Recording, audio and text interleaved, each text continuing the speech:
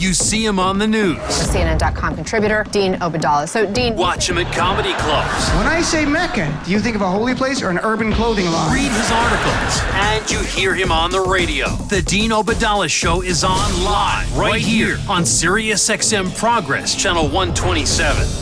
And welcome to the show, brothers and sisters of the Resistance. Thursday, April 25th. I'm Dean Obeidallah, hoping to be your MBFF. I'm there on Twitter, waiting to be your buddy at Dean Obeidallah. Or Facebook.com/Dean Radio. You can watch the monologue right now and give me a comment there and I'll look at it. So look, for the last 3 days, if you've been playing along here, you realize we've been focused so much on the debate. What should Democrats in the House do? Should they do impeachment or not? Well, we had great discussions. The temperature of the room is very, very clear. Overwhelmingly, not without exception, but overwhelmingly, Democrats who call, progressives who call, wanted the Democrats, when they go back to Congress, to have formal hearings on, at least call it impeachment, not a vote tomorrow. No one's calling for that, but I got that. So if people still want to talk about that in the first hour, you're welcome to. You're my guest. But the topic I want to talk about is what Michelangelo was just talking about. It was Joe Biden. And I want to say a few things at the outset here, because I saw something on Twitter. If you're not on Twitter, you don't see this. I saw on Twitter today some fellow progressives saying nice things about Biden and other progressives who I know attacking those people who had said nice things about Biden like they were Donald Trump, calling them names like sexist and racist. We can't do this to each other. We have no future. If you're going to lash out at a fellow Democrat or a fellow progressive who supports a different candidate, like they're a racist or a bigot for not supporting your candidate, that's outrageous. Trump wins if we do that to ourselves. I am not at all saying we should not have an extremely intense conversation about each candidate and vet them every way you want to. I just hope that two things. One, we remember when we're dealing with fellow Democrats and fellow progressives that that's who we are. We are from the same place and we have the same goal, and that's defeating Donald Trump, not defeating each other. Second, and on this show, when we talk about candidates, we're going to make it the mantra for everyone to say at the end, doesn't matter who gets a nomination, I'm going to support that person. So we should have a good, healthy knockout discussion about the candidates. There's nothing wrong with that. In fact, if we don't vet the candidates properly ourselves, then they get the nomination. I can assure you Trump and the GOP machine will vet them and find everything. So we should be doing it. But it was a little odd to see what was going on today on Twitter. And even with me. And it's because I had shared Joe Biden's video, like many other people, and said some nice words about it. And someone attacking me. I couldn't believe it. And it wasn't like people with 20, 30 followers. It were like people I knew who follow me and stuff. And I'm like, I promote every Democrat who says anything that I like. I'm not supporting any candidate from now through the primary. I want all the candidates to come on and I want to support them. And I want everyone who supports every candidate to feel they are welcome here. This is a place we have a free flow of information and ideas. But let's not treat each other like we're Trumpers. And I think it's partly because we're in fight mode so much. I think that's really part of it, that we're so used to punching hard when the racist, bigot Trump supporters come after us, that we're just applying that to each other. And I think just take a step for a second. That's all I ask. Take a breath for a second. And remember, we are all on the same team. We all have the same goal here. And I want to get into Biden's video. I want to play some clips, and I want to hear from you about Joe Biden. I know Michelangelo just had a great discussion. I was listening to the last part of it here before I came into the studio. And I will just tell you this. I love Joe Biden's video. I'm not supporting Joe Biden. I'm not supporting anyone.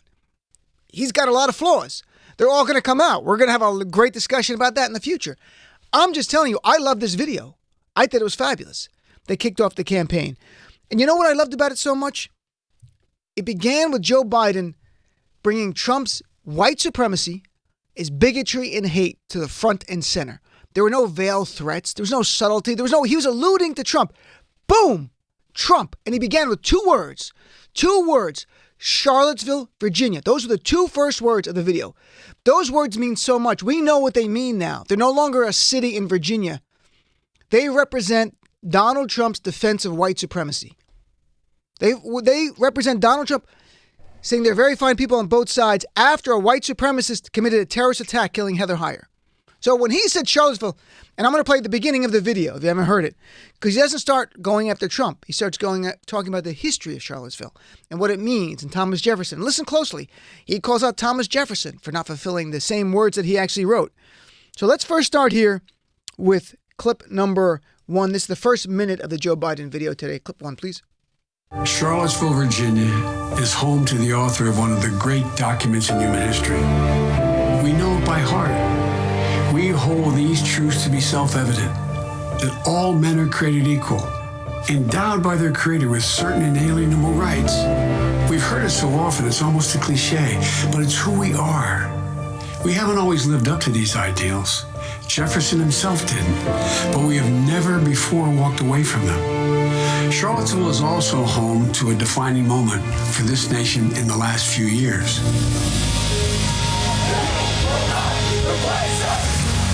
It was there on August of 2017 we saw Klansmen and white supremacists and neo-Nazis come out in the open.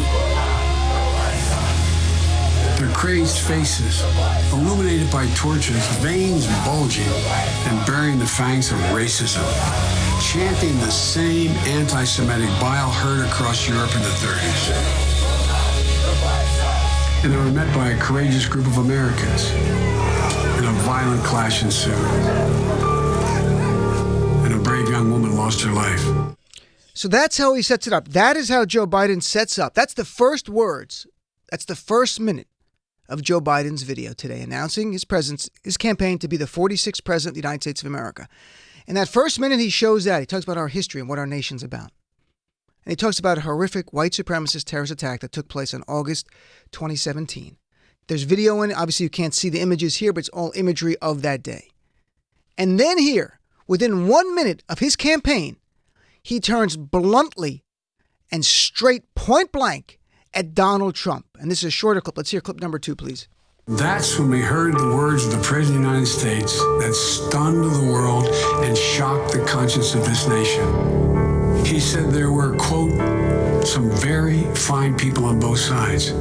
Very fine people on both sides? With those words, the President of the United States assigned a moral equivalence between those spreading hate and those with the courage to stand against it. And in that moment, I knew the threat to this nation was unlike any I had ever seen in my lifetime.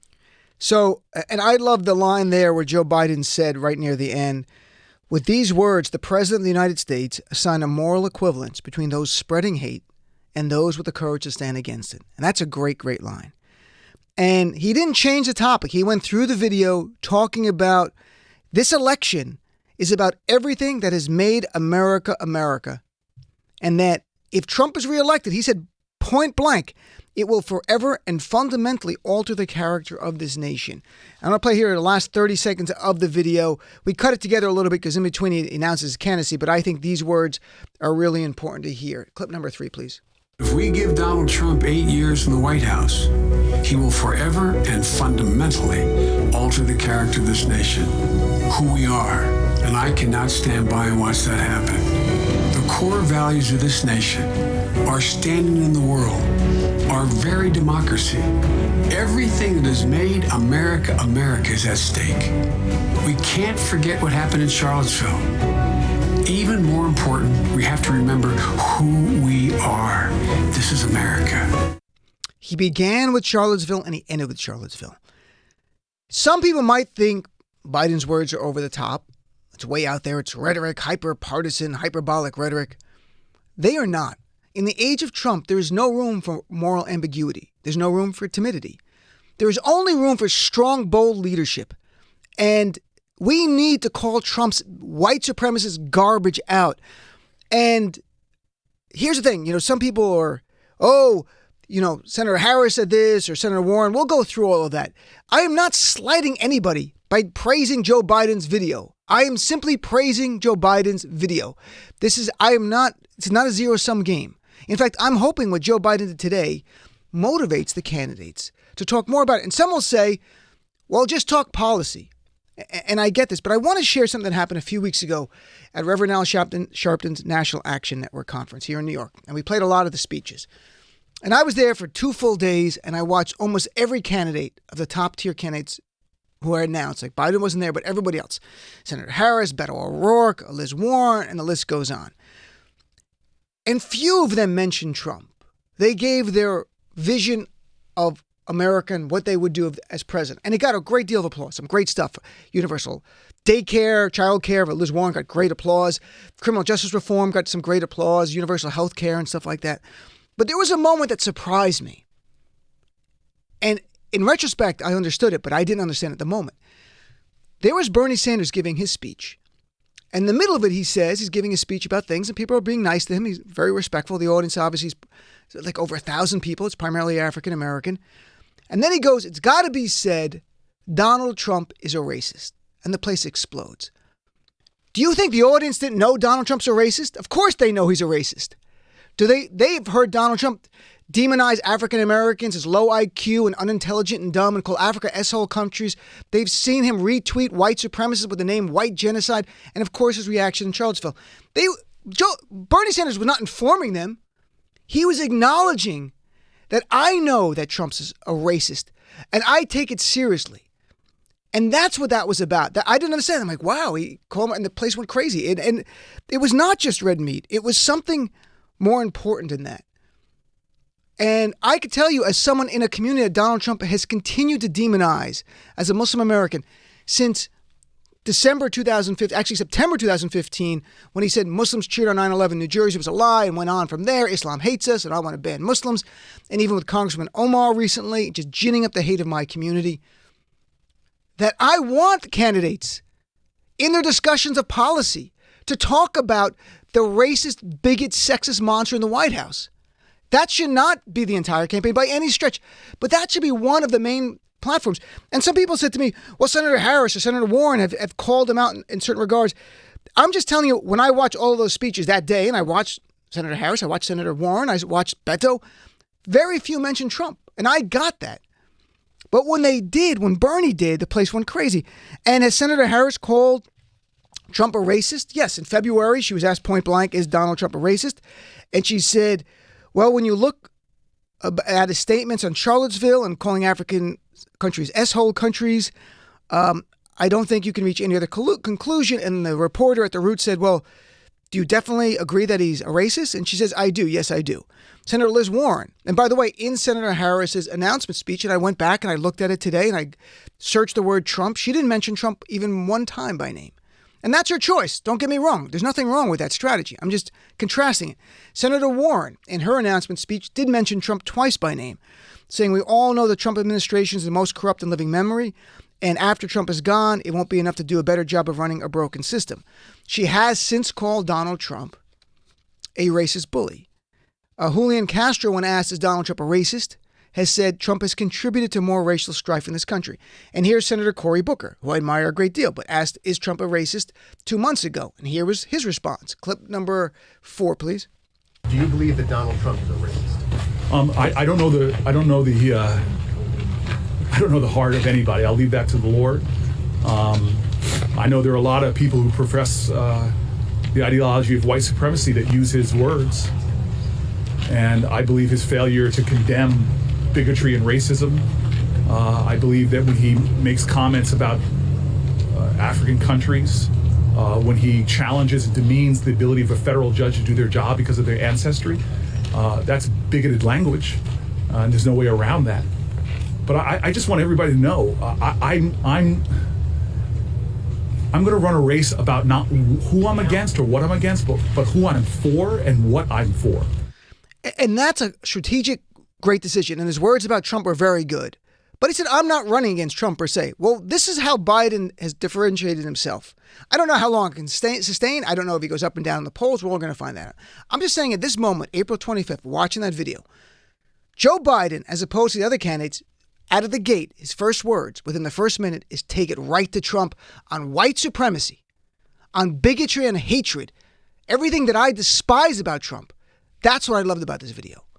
And again, Biden's got so many flaws. We can talk about it all day. And can he overcome them? I don't know. That's up to everyone in our party to hear him, hear about it.